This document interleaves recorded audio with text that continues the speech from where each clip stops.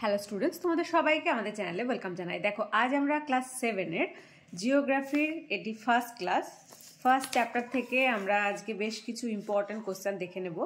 তার আগে তোমরা সিলেবাসটা একটু জেনে রাখো।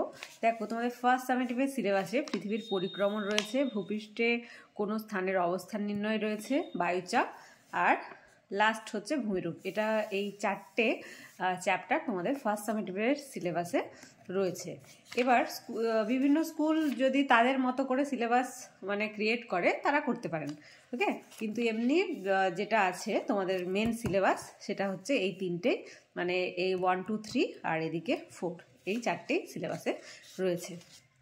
ক্লাসটি শুরু করার আগে বলি যে তোমাদের 15th জানুয়ারি থেকে আমাদের একটা ক্লাস 7-এর মেনলি ক্লাস 7, 8, 9, 10 মেনলি, তার মধ্যে 7টা স্টার্ট হয়নি আগে, এই 15th জানুয়ারি স্টার্ট হয়েছে। তোমাদের একটা পেড ক্লাস স্টার্ট হয়েছে।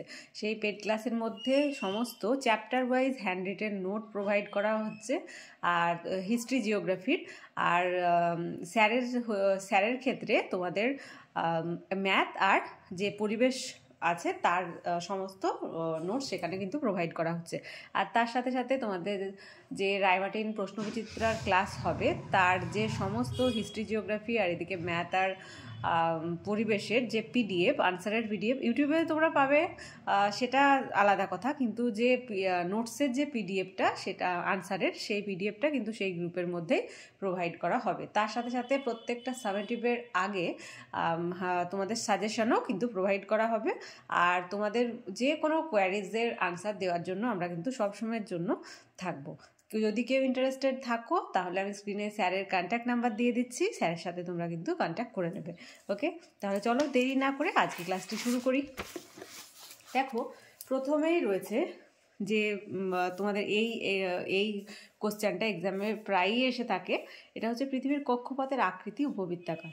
আমরা জানি যে পৃথিবী একটা উপবৃত্তাকার কক্ষপথ মানে কি, যেদিকে পৃথিবীটা আবর্তন করছে বা ঘুরে চলেছে, সেটাই যে রাস্তা দিয়ে ঘুরছে সেই রাস্তাটা কি বলছে, কক্ষপথ। তাহলে পৃথিবীর কক্ষপথের আকৃতি কেমন, উপবৃত্তাকার। নেক্সট ওয়ান, পৃথিবীর অক্ষ কক্ষতলের সঙ্গে অবস্থান করে কত ডিগ্রি কোণ করে, 66.5 ডিগ্রি কোণে। এবার তোমাদের মাথার মধ্যে প্রশ্ন আসতেই পারে যে ম্যাম অক্ষ কি? মনে রাখবে যে কল্পিত রেখার চারিদিকে পৃথিবী আবর্তন করছে, একটা কল্পনা করছে, পুরোটাই কল্পনা, তাই না? তা বলছে যে কল্পিত রেখার চারিদিকে পৃথিবী আবর্তন করছে সেটাই হচ্ছে তার অক্ষ। আর এই অক্ষটা কক্ষতলের সঙ্গে 66.5 ডিগ্রি কোণ করে রয়েছে। নেক্সট অন, সূর্য পৃথিবীর তুলনায় 13 লক্ষ গুণ বড়। তারপর দেখো, নিজের অক্ষের চারিদিকে এক পাক ঘুরতে পৃথিবীর সময় লাগে 24 ঘন্টা। 5th নাম্বার, পৃথিবী নিজ অক্ষের উপর আবর্তন করতে করতে নির্দিষ্ট উপবৃত্তাকার কক্ষপথে পশ্চিম থেকে পূর্ব দিকে ঘড়ির কাঁটার বিপরীতে, পশ্চিম থেকে পূর্ব দিকে মানে হচ্ছে ঘড়ির কাঁটা যেদিকে ঘুরছে তার অপোজিট, ঠিক আছে, ঘড়ির কাঁটার বিপরীত দিকে নির্দিষ্ট সময়ে সূর্যের চারিদিকে ঘুরে। নেক্সট দেখো, পৃথিবীর অপসূর অবস্থান ভীষণ ভীষণ ভীষণ ইম্পর্টেন্ট তোমাদের ফার্স্ট সামেটিভের জন্য। অপসূর অবস্থান, এই দিন সূর্য থেকে পৃথিবীর দূরত্ব সবচেয়ে বেশি হয়, সেটা কোন তারিখে হয়, 4 জুলাই। আর অনুসূর অবস্থানে 3 জানুয়ারি সূর্য থেকে পৃথিবীর দূরত্ব সবচেয়ে কম হয়। তোমাদের মাথায় রাখতে হবে যে অপসূর অবস্থানটা কোন তারিখে হয় আর অনুসূর অবস্থানটা কোন তারিখে হয়। এখানে দেখো, সূর্য থেকে পৃথিবীর দূরত্ব সবচেয়ে বেশি বলেছে, তো দূরত্বটা কত, প্রায় হচ্ছে 15 কোটি 20 লক্ষ কিলোমিটার। তোমরা এখানে লিখতে পারো যে 15 কোটি 20 লক্ষ কিলোমিটার, ব্র্যাকেটের মধ্যে লিখবে। আর অনুসূর অবস্থান হচ্ছে 14 কোটি 70 লক্ষ কিলোমিটার, যেটা সূর্য থেকে পৃথিবীর দূরত্ব সেই দিন হচ্ছে সবচেয়ে কম, 3 জানুয়ারি। নেক্সট চলে আসি, মার্ক কথার অর্থ কি? মার্ক কথার অর্থ হচ্ছে পথ। 9th, বিজ্ঞানীরা আন্টার্কটিকা মহাদেশ অভিযান করেন, এটাও ইম্পর্টেন্ট, ডিসেম্বর মাসে। 10th, পৃথিবী সূর্যকে প্রায় 365 দিনে একবার প্রদক্ষিণ করে, এই সময়টাকে ধরা হয় সৌর বছর। Moving to the next question, কর্কট সংক্রান্তি হয় 21শে জুন। আগে যেমন বললাম অপসূর অবস্থানটা ভীষণ ইম্পর্টেন্ট আর অনুসূরটাও ইম্পর্টেন্ট, তার মধ্যে এবার রয়েছে কর্কট সংক্রান্তি, কত তারিখটা হয়। 21শে জুন হচ্ছে কর্কট সংক্রান্তি, যেটা উত্তর গোলার্ধের সবচেয়ে বড় দিন হয়, গোলার্ধে আর দক্ষিণ গোলার্ধে অবভিয়াসলি ছোটই দিন হবে। আর মকর সংক্রান্তিটা হচ্ছে 22শে ডিসেম্বর। আর 22শে ডিসেম্বর থেকে 21শে জুন পর্যন্ত 6 মাস ধরে সূর্যের উত্তরমুখী আপাতগতি হলো উত্তরায়ণ, আর 21শে জুন থেকে 22শে ডিসেম্বর পর্যন্ত যে 6 মাস দক্ষিণমুখী আপাতগতি সূর্যের, সেটা হচ্ছে দক্ষিণায়ন। বিষুব কথার অর্থ সমান দিন ও রাত, ভীষণ ইম্পর্টেন্ট ফার্স্ট সামেটিভের জন্য। উত্তর গোলার্ধে বসন্তকালীন বিষুব বা মহাবিষুব বলা হয় 21শে মার্চের বিষুবকে। তাহলে বসন্তকালীন বা মহাবিষুব আর জলবিষুব তোমাদের মনে রাখতে হবে অপসুর, অনুসুর, কর্কট সংক্রান্তি, মকর সংক্রান্তির তারিখ, আর এদিকে মহাবিষুব আর জলবিষুবর তারিখটা। এই এখন তোমরা ক্লাস 7-এ পড়ছো, কিন্তু আস্তে আস্তে প্রত্যেকটা ক্লাসে, তোমরা ক্লাস 6-এ যখন পড়েছো তখনও কিন্তু এই মনে করে দেখবে যে এই দিন রাত্রি, তারপর জলবিষুব, মহাবিষুব, অপসুর, অনুসুর সবগুলো কিন্তু পড়েছো। উত্তর গোলার্ধে তাহলে কোশ্চেনটা দেখো, যেমন উত্তর গোলার্ধে বসন্তকালীন বিষুব বা মহাবিষুব বলা হয় 21শে মার্চের বিষুবকে, আর এদিকে 17-তে মানে 17 নম্বরে উত্তর গোলার্ধে শরৎকালের বিষুব বা জলবিষুব বলা হয় 23শে সেপ্টেম্বরের বিষুবকে। 21শে মার্চের বিষুবকে বলা হয় মহাবিষুব, আর 23শে সেপ্টেম্বরের বিষুবকে বলা হয় জলবিষুব। নেক্সট ইম্পর্টেন্ট কোশ্চেন, মধ্যরাত্রি সূর্যের দেশ বলা হয়, ভীষণ ইম্পর্টেন্ট। নরওয়েকে দিন রাত্রি সমান হওয়ার ঘটনাকে বলা হয় বিষুব, কারণ বিষুব মানে হচ্ছে সমান দিন ও রাত। এখানে তেমনি সেই ঘটনাকে কি বলছে, বিষুবই বলা হচ্ছে, একটু ঘুরিয়ে দিয়েছে। দক্ষিণ গোলার্ধে ছোট রাত হচ্ছে 22শে ডিসেম্বর, যেটা দক্ষিণ অয়নন্ত দিবসও বলা হয় এই দিনটাকে। উত্তর অয়নন্ত দিবস হচ্ছে 21শে জুন। তাহলে উত্তর গোলার্ধে ছোট রাত হচ্ছে 22শে ডিসেম্বর, আর উত্তর গোলার্ধে বড় রাত হচ্ছে ছোট রাত হচ্ছে 22শে ডিসেম্বর, আর উত্তর গোলার্ধে, এটা দক্ষিণ গোলার্ধে, আর এটা হচ্ছে 22শে ডিসেম্বর যেটা, সেটা হচ্ছে উত্তর গোলার্ধে বড় রাত।